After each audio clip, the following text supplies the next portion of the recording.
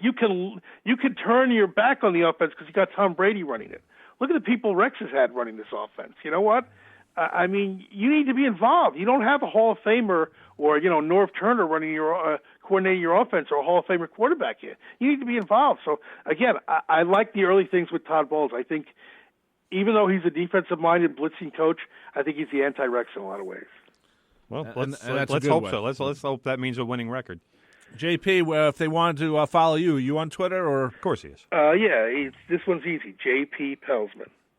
It's Pelzman. Pelzman. Yes. And what's the website if they want to? NorthJersey.com. NorthJersey.com to catch up with JP Pelzman, beat writer for the Bergen Record, Jets beat writer, I should say. JP, thanks for joining us. We'll catch up with you next time. Thanks, Robert Tim. Always good talking to you. Sorry. You too, JP. Sorry for the voice. Don't All worry. right. Great stuff. Thanks, JP. Take care. 516-572-7440 if you'd like to comment or have a question about what's going on in the world of sports this week. We're going to take a break right now, and we'll be back right after this. Journey with me as I, DJ Solero, stroll through the musical archives of Sly and the Family Stone frontman Sly Stone on The Sly Stone Show. On it, I play all of the well-known and unknown tunes from Sylvester Stewart's catalog, as well as showcase his musical influence on today's music generation from the artists who have covered his songs, as well as sample his music. Check out The Sly Stone Show, Fridays at 12 p.m. on 90.3 FM WHPC, Garden City, New York, where we are, the radio voice of Nassau Community College.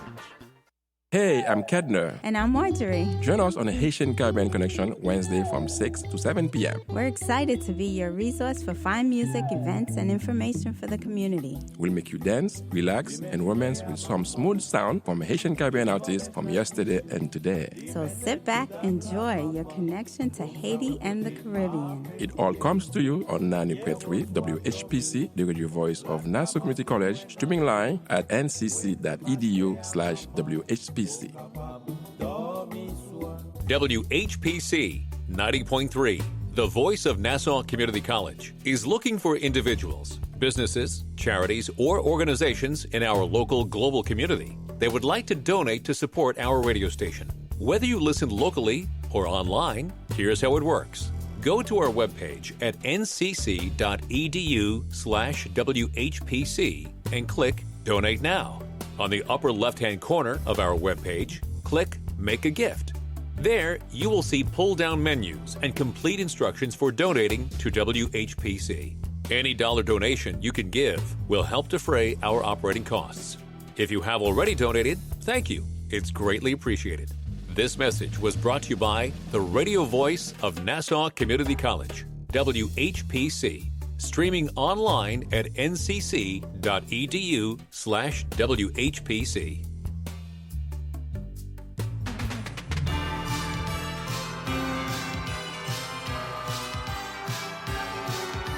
.3 FM, WHPC, from the Pressbox. By the way, always something there to remind me, Tim. Indeed. 1983. Oh, is that why you've been in that book? See, Yeah, 83, that's what I said. You said 84. I said 83 or 84, that's what I said. Well, you said or 84. Well, come on, I'm 30 years ago. More of like a summer came out. You want a month or what? No, it was actually March of 83. It was on the charts for 22 weeks. That means it covered the summer. That's how I remember. It's a summer song. Summer of 83. You know, certain songs are summer songs. I don't know if you know that. Okay. You know, some are not summer songs. Take your word for it. So 68 Guns, that was a summer song. Was it? I don't know. I just wanted to say 68 Guns. By the Alarm. By the Alarm.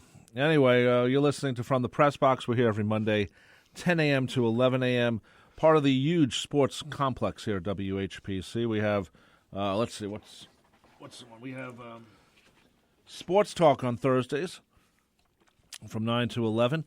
We have Beyond the Game every Tuesday from 11 to 1, and then we also have the home stretch on Tuesdays from 9 to 11. But we're the first ones in the week. Yes, so they should be promoting our show. Plenty to talk about. Hopefully, here, they will. You know, we got to do cross promotion, Tim. You know what that's about. Anyway, what do you want to talk about next, my brother? Well, we got to talk about soccer. We had the first Battle of New York, or the Hudson River Derby, as they were calling it. I don't know, somebody was calling it that. The Hudson River Derby. Come on. That happened yesterday, and the New York Red Bulls came out on top with a 2-1 victory over my brother's favorite MLS team, NYCFC. That's right. You know what they saw? I was watching ESPN. It said New York City versus New York. That's how they differentiated it. That's how it is. What do you want me to tell you? Well, I'm just saying. That's what. If they had a nickname, we can go by that. But they just said City. I've said this before. Manchester City is just referred to as City. I know, but this is the United States. We don't do that crap. Well, yeah, we do sometimes. No, we don't. So, but Bradley Wright Phillips, he of the tying the MLS record for goals in the season last year, scored both goals for the Red Bulls. Got one in the fourth minute to everybody was talking about being the history-setting goal, and I think it was Alexi Lawless said 50 years from now when they refer to this. The history of this derby, that Bradley Wright Phillips will be the man that scored the first goal. I don't know that people would necessarily be talking about this in 50 years, but if they are, then first of all, MLS will be doing a really great job. But I'm not sure that that it will go down in history per se. But great for the Red Bulls to get the first win here. I don't know what you're laughing at, but I don't know. I'm just thinking. Are people going to remember that first goal in 50 years from now? Well, that's my point. It's history is it's a matter of perspective, I guess. But Bradley Wright Phillips did talk in the days preceding the game that he did want to be the person to score the first goal in what is expected to become a pretty decent rivalry. And I have to say, yesterday when I went into Manhattan at about 2:30, and I did see a decent amount of Red Bulls jerseys and NYCFC shirts and scarves, and there was a presence, and you don't normally, or at least I don't normally see that presence around the city. So there was something of a buzz anyway. So it was kind of neat to see. And that people were anticipating what was going to happen. They were anticipating the match. There was a big crowd at Red Bull Arena for the game. And the Red Bulls actually had to overcome a little bit of a problem when they had one of their players who received his second yellow card in the 36th minute. Matt Miazga. Received his second yellow for a foul on NYCFC forward Kyrie Shelton. So the Red Bulls had to play most of the match with 10 players, and they scored their second goal and took the 2-0 lead while they had 10 players. So that is not an easy thing to do. I mean, usually with 10 players, a team is just going to sit back and protect the lead that they had. Right. And credit to the Red Bulls for going out and adding a goal. And which it turned out they needed because NYCFC wound up getting one back later in the game. Now, is this going to be the big, fight, the big rivalry that they're hoping for? How many times a year they're going to play?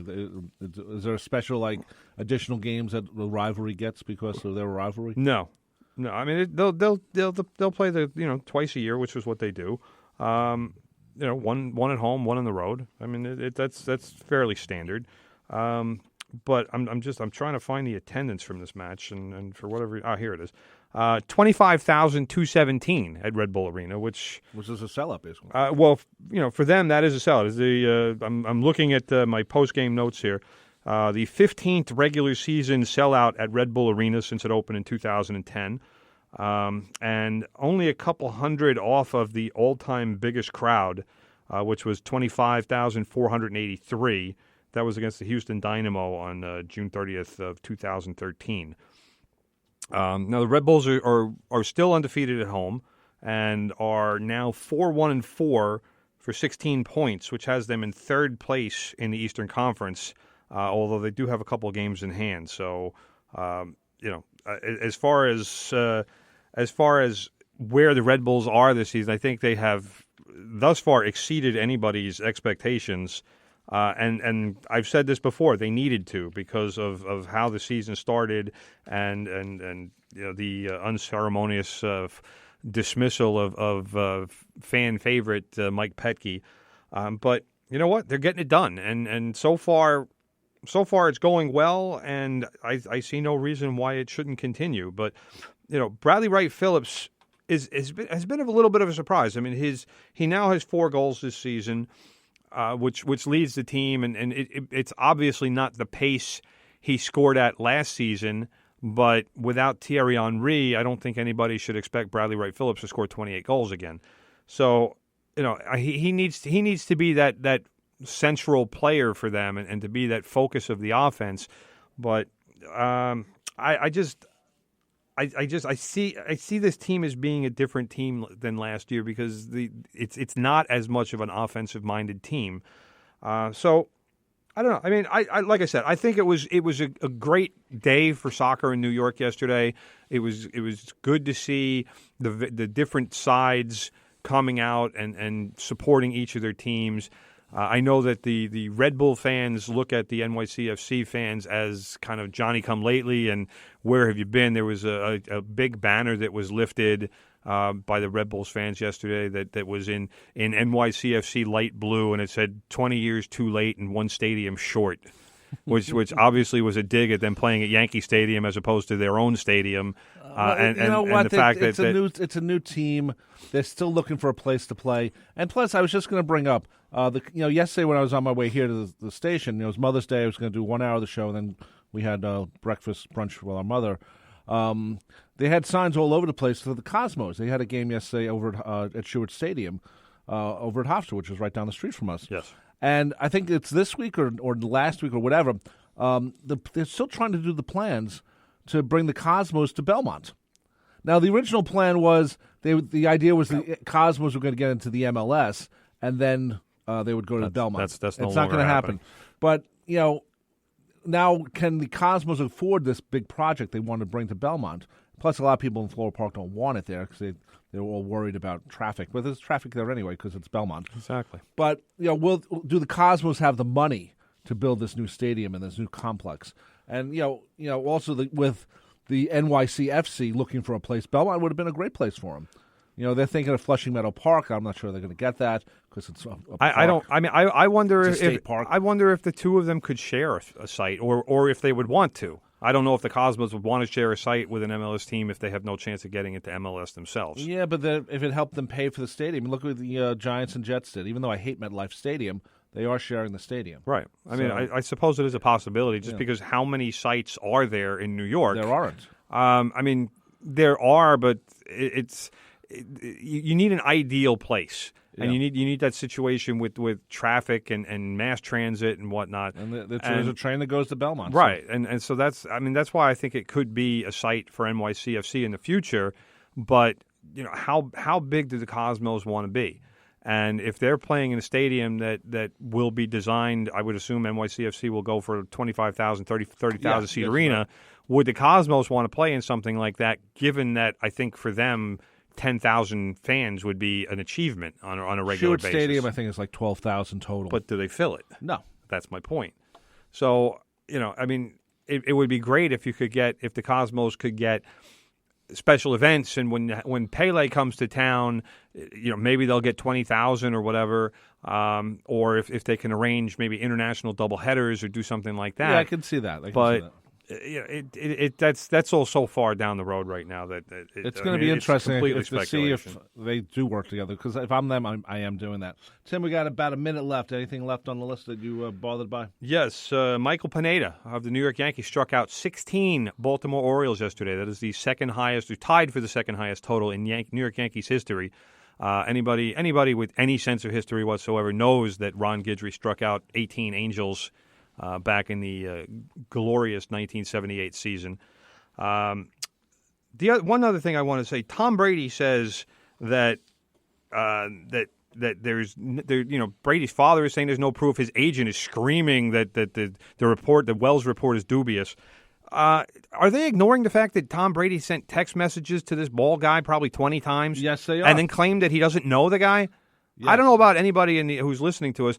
I don't text anybody I don't know repeatedly. Well, Tom Brady, because he's so innocent and so nice, and all the ladies love him. He's innocent. Let's just say it now. He's just innocent. The other thing that I just wanted to mention, the New York Liberty have hired Isaiah Thomas as president and part owner. I don't understand this move in any way whatsoever. I thought we were rid of Isaiah Thomas.